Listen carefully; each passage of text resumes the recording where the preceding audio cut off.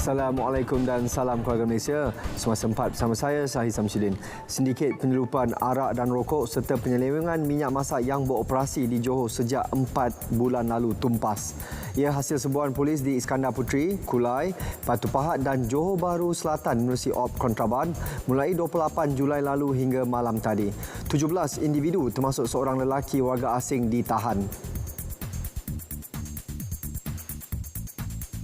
Itu berjumlah 30,696 tin yang nilainya lebih kurang RM6 hingga RM60.25 satu tin jika dijual di pasaran.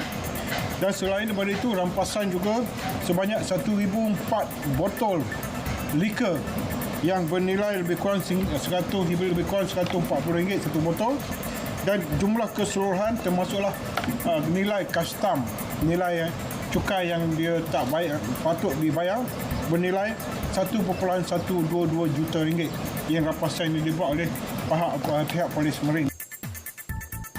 Turut dirampas 15 lori, sebuah lori tangki, 18 tangki minyak, 6 unit pam minyak dan 24 resit pembelian.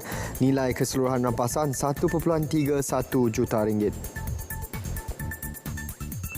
Malaysia perlu menumpukan usaha untuk meningkatkan daya tahan ekonomi dengan mempelbagaikan sumber, memperkukuh daya saing dan kedudukan fiskal negara. Timbalan Menteri Kewangan II, Yamani Hafiz Musa berkata, Rizab Antarabangsa Bank Negara Malaysia BNM juga adalah pemanpan utama terhadap aliran keluar masuk pelaburan global yang ketara dan besar. Tanpa sokongan Rizab Antarabangsa, kadar turun naik nilai pertukaran mata wang ringgit akan menjadi tidak menentu akibat peningkatan kadar volatiliti dalam pasaran. Rizab Antarabangsa BNM berjumlah RM480.1 bilion pada 30 Jun 2022.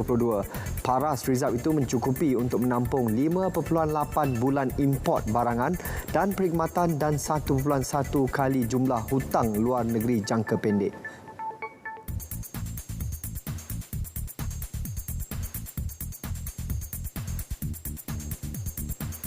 Dan ini kita buat assessment berdasarkan metrik dengan izin Assessing Reserve Adequacy ARA yang dibuat oleh International Monetary Fund.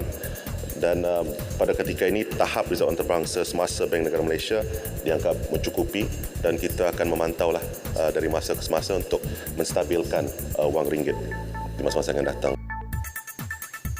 Pelaksanaan perkhidmatan pos mini untuk beroperasi di kawasan penduduk kurang padat seperti daerah Julau dan Pakan, Sarawak sedia dipertimbangkan. Perkara berkenaan dimaklumkan Timbalan Menteri Komunikasi dan Multimedia Datuk Zahidi Zainul Abidin.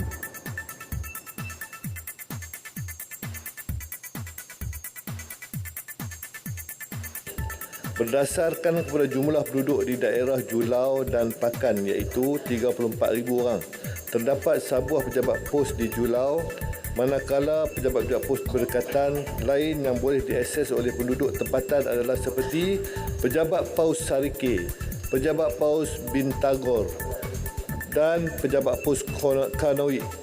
Selain itu, sebuah pejabat pos bergerak iaitu pos on wheel Sibu beroperasi di daerah Pakan yang memberi perkhidmatan kepada beberapa kawasan seperti Sungai Sadik, Pakan, Tulai, Rantau Panjang dan Masjid Hijrah.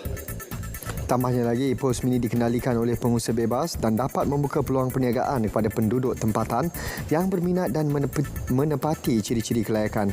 Ledakan sektor e-dagang buat masa ini juga membuka potensi pendapatan kepada pengusaha pos mini melalui penjualan perkhidmatan yang berkaitan. Program bantuan persekolahan anjuran Yayasan Wilayah Persekutuan telah dilaksana di 13 kawasan. Ia membabitkan peruntukan RM650,000.